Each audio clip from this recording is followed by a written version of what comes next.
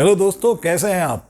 मैं हूं दोबारा से आपका होस्ट, आपका दोस्त अफजल खान, और फिर से आया हूं आपके लिए लेकर एक बहुत ही हसीन, एक रोमांटिक जोड़ी की बात जो मैं आपसे शेयर करना चाहूँगा। मतलब जब भी उनकी फिल्म आती थी तो लोग पागलों की तरह टूट पड़ते थे टिकट विंडो पर। मतलब उनकी कोशिश होती थी बस ये शो पहला दिन पहला शो हमें देखने को मिल जाए।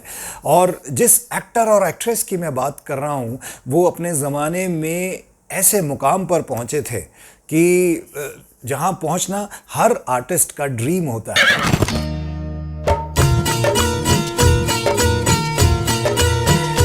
और जो खिताब उन्हें दिया गया था, मतलब ड्रीम गर्ल का खिताब लेडी को दिया गया था, और मैन जी उनको ही मैन कहते थे। आप अगर समझ गए हों, अगर अभी भी नहीं समझे तो मैं चाहूँगा कि, क्योंकि बचपन में हम लोग उनको अक्सर कॉपी किया करते थे, तो मैं चाहूँगा कि आप पहचाने मैं किसकी बात कर रहा हूँ। इसी बहाने मेरा और आपका दोनों का टेस्ट हो जाएगा आपका पहचानने का और मेरा कि मैं कितना अच्छा कॉपी करता हूँ उनको।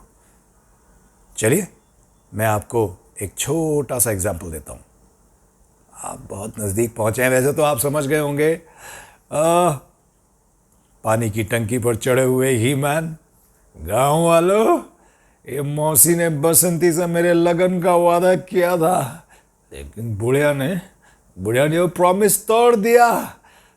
ये बसंती है ना, इससे मेरा लगन होने वाला था चचा, लेकिन इसकी बुढ़ी मौसी ने बीच में भांजी मार दी। अब मैं इस दुनिया में नहीं रह सकता। नाउ सुसाइड जी हाँ, मैं बात कर रहा हूँ one and only Dharmendra Deol की। मौत आई है तेरी। मौत इतनी हसीन, अरे ये नागन डस ले तो क्या कहना। हम तुम जुदा हो जाते हैं, अच्छा चलो सो जाते हैं। इतनी सी बात न जाना के ओ मैंने प्यार कर दी है।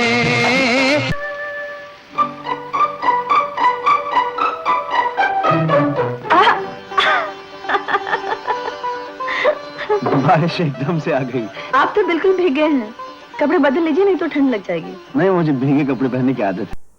पंजाब से आए इस छैल छबीले को जब भी कोई देखता था तो देखता ही रह जाता था। क्या नूर था इनके चेहरे पर, और बहुत ही हैंडसम थे धर्मेंद्र। एक इंटरव्यू में, एक सिमी गरेवाल के शो के इंटरव्यू में हेमा जी से पूछा गया था धर्मेंद्र के बारे में, तो हेमा जी बोलती थी he was very handsome at his age. मतलब उन्हें जो भी देखता था वो देखता रह जाता था। जी हाँ, आज हम बात कर रहे हैं none other than Dharmendra and Hema Malini के बारे में। शहर में चर्चा है, ये दुनिया कहती है। बने रहिए मेरे साथ, मेरे पास बहुत कुछ है उनके लिए बताने का।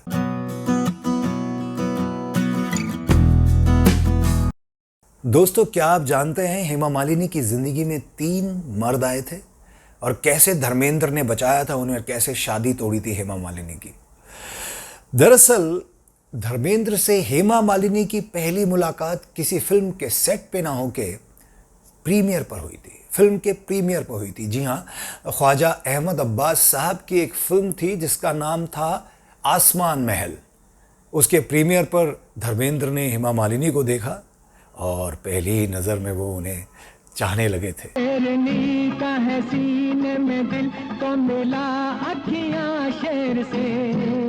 लेकिन हेमा मालिनी का ध्यान उस वक्त कुछ और था, क्योंकि धर्मेंद्र ऑलरेडी बहुत बड़े स्टार थे और हेमा मालिनी जूझ रही थी अपने करियर को लेकर। वो चाहती थी कि उनके करियर की एक बड़ी हिट फिल्म किसी तरह से उन्हें मिल जाए ताकि वो इस इंडस्ट्री में अपना सिक्का, अपना पैर जमा सकें। क्योंकि उनकी एक फिल्म ऑलरेडी फ्लॉप हो चुकी थी जिसका नाम था सपनों का सौदागर। सपनों का सौदागर आप फिल्म अगर देखेंगे तो आप, हेमा मालिनी उसमें बहुत प्यारी लग रही हैं। बहुत छोटी उम्र की थी वो, कम सिन थी। और उनके हीरो कौन थे आप अंदाज़ा नहीं लगा सकते, उनसे उम्र में बहुत बड़े, राज कपूर साहब। तब मैं भी चुप, तुम भी चुप। चुप रहेगा तू, मेरी तो हर सांस बोलती है। जब तक मेरा सपना सच नहीं हो जाता तू यहीं रहेगा।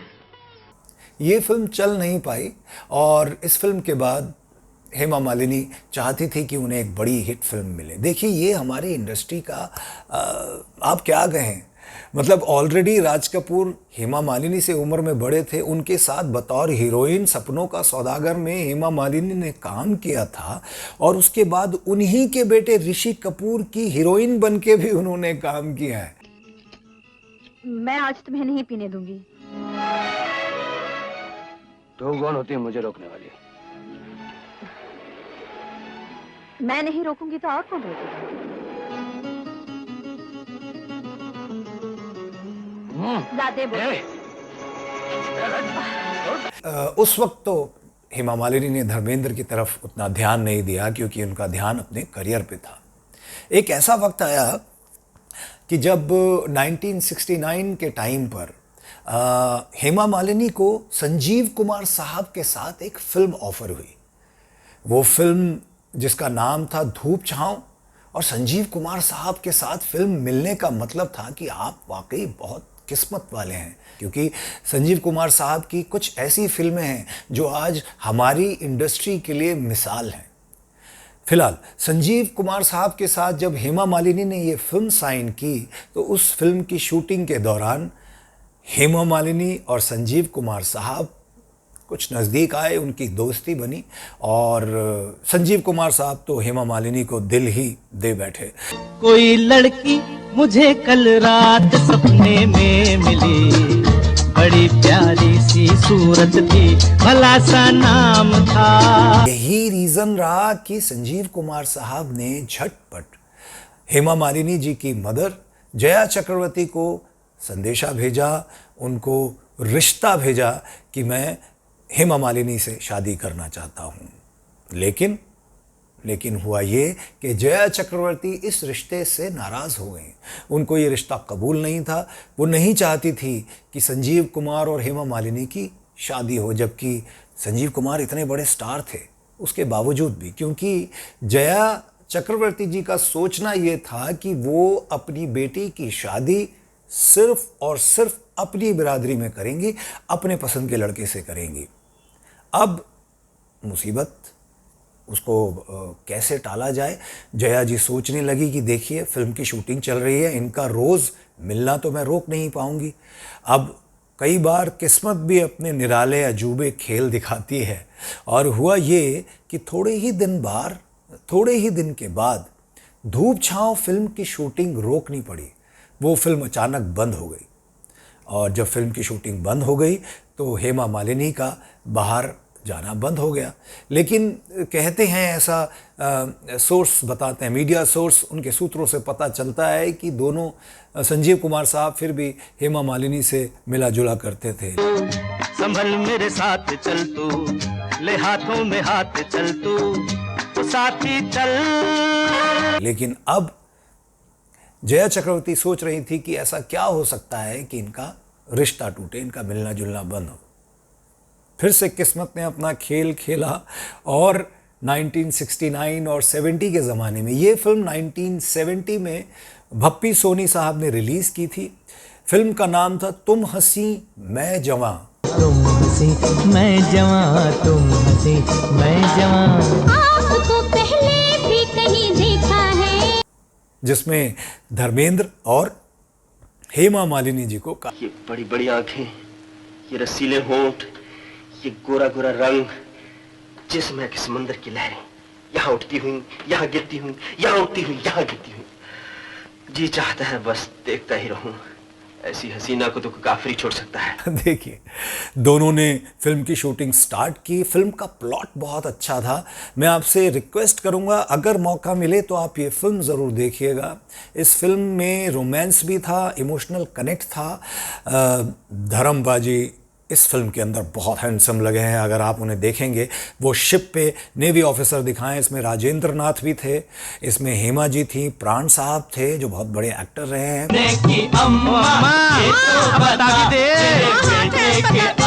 का नाम क्या है? देखिएगा। फिलहाल जब इस फिल्म की शूटिंग चल रही थी तुम हंसी मैं जवां, तो हमारे ही मैन को दिल दे बैठी हेमा जी। इन दोनों का रोमांस चर्चा में रहा। जी तो दिल अच्छा है, अच्छी है सूरत, ममता की हो तुम कोई मूरत। खबरें ऐसी छुपती तो है नहीं, इश्क और मुश्क कहाँ छुपता है। तो ये खबर जब जया चक्रवर्ती जी के पास पहुंची तो ये खबर सुनकर वो खुश हो गई। देखिए ऐसा भी होता है, जबकि धर्मेंद्र उनकी ज़ात बिरादरी वाले नहीं थे, धर्मेंद्र थे पंजाब के जट। और जया चक्रवर्ती जी ने ये सोचा कि ये अच्छा इसलिए हुआ कि इसी बहाने संजीव कुमार से हेमा मालिनी का मिलना जुलना बंद हो जाएगा और धर्मेंद्र की नज़दीकियाँ उसे पुराना रिश्ता भुला देंगी। और धर्मेंद्र ऑलरेडी 2 बच्चों के बाप हैं, शादीशुदा हैं, इस रिश्ते का कोई फ्यूचर नहीं है, इसका कोई अंजाम नहीं हो सकता, तो हम तो सेफ हैं। जाने क्या पिलाया तूने, बड़ा मजा आया। आजा कुछ कह जा, कुछ सुन जा, आजा आजा कुछ कह जा, कुछ सुन जा। लेकिन क्या साहब, देखिए ये इश्क नहीं आसान, बस इतना समझ लीजिए एक आग का दरिया है और डूब के जाना है। हुआ ये कि धर्मेंद्र के साथ हेमा जी की नज़दीकियाँ इतनी बड़ी कि हेमा जी धर्मेंद्र के साथ घर बसाने का फैसला कर चुकी थी। उन्होंने ठान लिया था कि कुछ भी हो जाए, मैं अगर शादी करूँगी तो इन्हीं के साथ करूँगी, चाहे ये शादीशुदा हैं या कैसी भी सिचुएशन है। अब फिर से जया जी के लिए प्रॉब्लम खड़ी हो गई कि अब क्या किया जाए। अब वो सोचने लगी और फिर से तकदीर ने करवट बदली और फिर से एक नए इंसान की एंट्री इस फिल्म में हुई, जिनका नाम था जितेंद्र। जितेंद्र उस ज़माने के हार्ट थ्रोब थे, बहुत हैंडसम थे और स्टार थे, बहुत बड़ी बड़ी फिल्में कर रहे थे ऑलरेडी, और उनको जंपिंग जैक जितेंद्र भी कहा जाता था।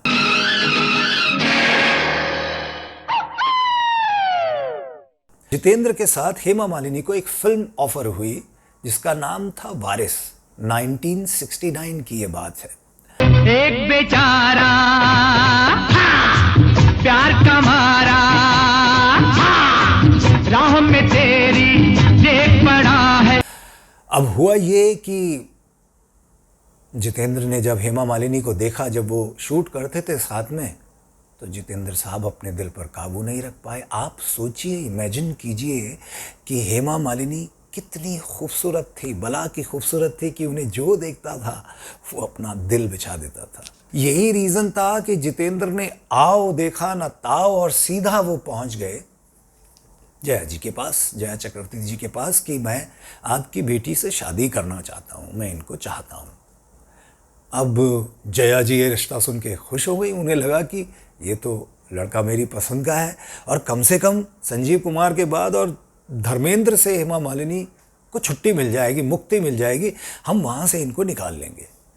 उन्होंने प्लान किया कि हम इस शादी को बॉम्बे में ना करके मद्रास में करेंगे, और बहुत जल्दी उन्होंने इस शादी को प्लान कर लिया था, क्योंकि बॉम्बे में तो पता था ना उन्हें कि ही मैन बैठे हुए हैं, और ही मैन को ये बात पता चल गई।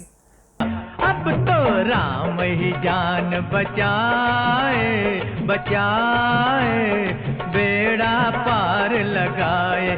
मेरा पीछा ना मैं छोड़ूंगा सोनिए, पीछा ना मैं छोड़ूंगा सोनिए। जब उन्हें ये बात पता चली तो उन्होंने भी सोच लिया कि ठीक है, हम भी पंजाब के शेर हैं, ऐसे कैसे तुसी साडी वोटी नूं ले जाओगे। धर्मेंद्र ने आप देखा ना ताओ और सबसे पहली फ्लाइट पकड़ी और सुबह सुबह पहुंच गए मद्रास। अच्छा, उन्होंने एक काम और किया, कहते हैं ना everything is fair in love and war. उन्हें जितेंद्र के बारे में पता चला। देखिए यहाँ पर जितेंद्र साहब क्या खेल खेल रहे थे, इश्क की अटकेलियाँ थी। वो ऑलरेडी एक रिलेशनशिप में थे।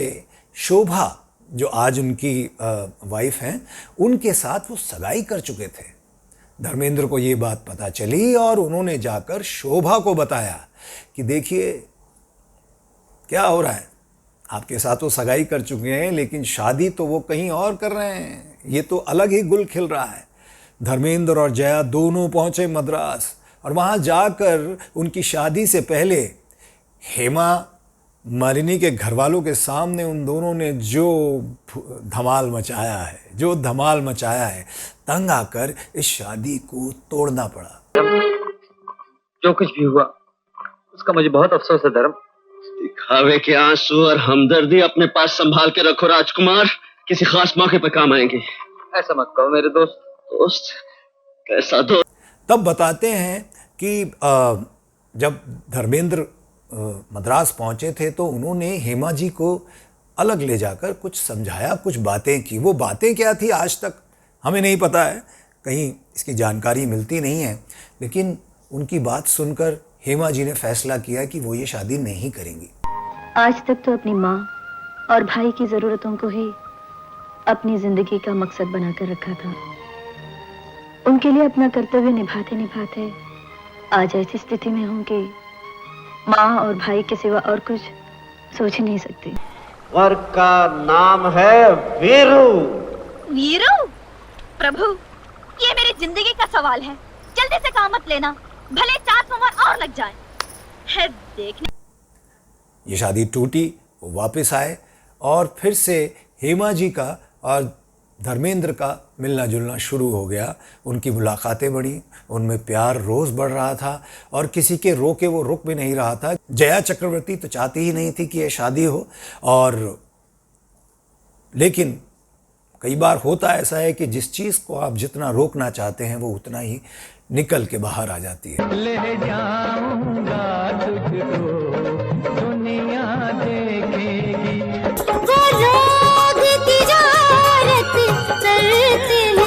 हम तुमसे मोहब्बत कर, सुन साहिबा साथ यकीन के, रख प्यार की बेअदबी की गुस्ताखी सब आपकी है मंजूर हमें। हेमा मालिनी धर्मेंद्र के साथ घर बसाने का फैसला कर चुकी थी और वो उस बात पर अटल थी, अडिग थी कि कुछ भी हो जाए, मैं अगर शादी करूंगी तो धर्मेंद्र के साथ ही करूंगी। और आगे चलकर उन दोनों ने वैसा ही किया, उन्होंने अपना घर बसाया। दिल में बंद कर लूं, दरिया में फेंक दूं चाबी। अगर आप उनकी फिल्में देखेंगे तो आप उनकी परफॉर्मेंस और उनकी केमिस्ट्री को देखकर समझ जाएंगे कि रियल लाइफ और रियल लाइफ दोनों में लगता ही नहीं है कि वो रियल लाइफ नहीं है, वो रियल लाइफ नहीं है।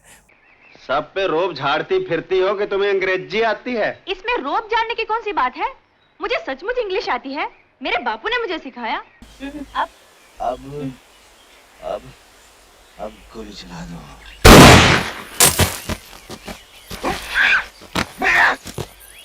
लग गया निशान। आई एम सो सॉरी, मैं तो भूल ही गई थी। चलिए मैं आपको छोड़ देती हूँ, चलिए। जी कोई बात नहीं, मैं चला जाऊंगा। लड़का अच्छा है। मैं तुम्हारे संग शादी कर चुकी हूँ, ख्वाबों में, ख्यालों में। अब तो मैं सच्ची मुच्ची तुम्हारी हो जाना चाहती हूँ। दुनिया को भूल जाओ प्राणनाथ, मेरे संगत मेरे घर को चलो ना। फूलवती, मैं तुम्हारे घर आऊंगा, जरूर आऊंगा, लेकिन दुनिया वालों के सामने। वो उनकी रियल लाइफ और रियल लाइफ एक जैसी लगती है। अगर आप उनकी राजा जानी देखें, बहुत ही कमाल की फिल्म थी, इसमें गाने भी बहुत अच्छे थे और हेमा जी बहुत खूबसूरत लग रही हैं। धर्म पाजी का तो जवाब ही नहीं है। लड़की अकेली शन्नो ना उसका, आजा कुछ कह जा कुछ सुन जा। जानी ओ जानी,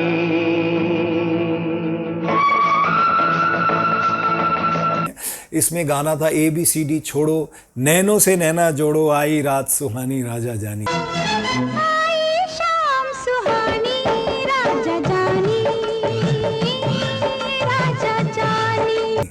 एक और फिल्म थी ड्रीम गर्ल, जिसमें किशोर कुमार साहब ने गाना गाया था, किसी शायर की गज़ल ड्रीम गर्ल। वो हेमा मालिनी जी पे फिट बैठता है। हेमा मालिनी जी को हम ड्रीम गर्ल कहते हैं, हमारी इंडस्ट्री उन्हें ड्रीम गर्ल कहती है। वो किसी शायर की गजल ड्रीम गर्ल, किसी झील का कमल ड्रीम गर्ल, की ड्रीम गर्ल हैं।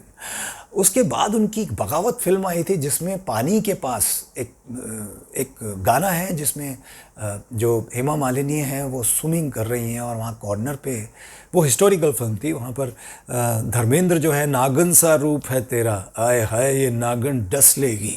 नागन सा रूप है तेरा, मैं बन के प्रेम सपेरा। आप ये गाना देखिएगा, इसमें धर्मेंद्र बहुत क्यूट लग रहे हैं। उनकी और भी फिल्में थी, सीता और गीता कैसे भूल सकते हैं, उसमें तो डबल रोल था हेमा जी का। हेमा जी, हमारी भतीजी सीता कहाँ है? हाँ हाँ इंस्पेक्टर साहब जल्दी बताइए कहाँ है? हाय क्या कह रहे हैं आप? खुद ही देख लीजिए। नीचे आ जाओ बेटी, ऊपर आ जाओ मोटी। ने बहुत कमाल का काम किया था। इसमें संजीव कुमार साहब भी थे, इसमें धर्मेंद्र भी थे, इसमें हेमा जी का डबल रोल था। खिलाड़ी है कोई, अनाड़ी है कोई। और भी बहुत सारी फिल्में हैं। तो पूछो कि तांगा किस गांव का है? पूछो पूछो।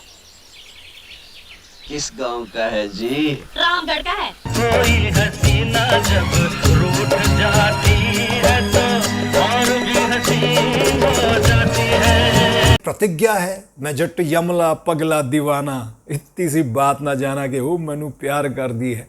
अच्छा, प्रतिज्ञा फिल्म आज भी माइलस्टोन मानी जाती है। मेरा ऐसा मानना है कि आज की डेट में अगर प्रतिज्ञा फिल्म बनेगी तो आज भी वो सुपर डुपर हिट होगी। मैं आपको एक बात और बताना चाहता हूँ, धर्मेंद्र साहब इतने हैंडसम थे कि एक अवार्ड सेरेमनी में दिलीप साहब ने उनके लिए कहा था, मैं दिलीप साहब की ही तरह आपको बोल के बताऊंगा कि उन्होंने क्या कहा था। वही, जब जब मैं इस चमकते चेहरे को देखता हूं तो मुझे रश्क होता है। अल्लाह ने क्या नूर दिया है इन्हें। बने रहिए मेरे साथ, सब्सक्राइब कीजिए मेरे इस चैनल को। पसंद करते हैं आप तो मुझे फिर से मौका दीजिए ताकि मैं आऊँ और भी कुछ मनमोहक मज़ेदार किस्सों के साथ। तब तक के लिए दीजिए अफजल खान को इजाज़त। मैं फिर मिलूँगा आपसे। Take care, bye bye, Ram Ram, सत श्री अकाल।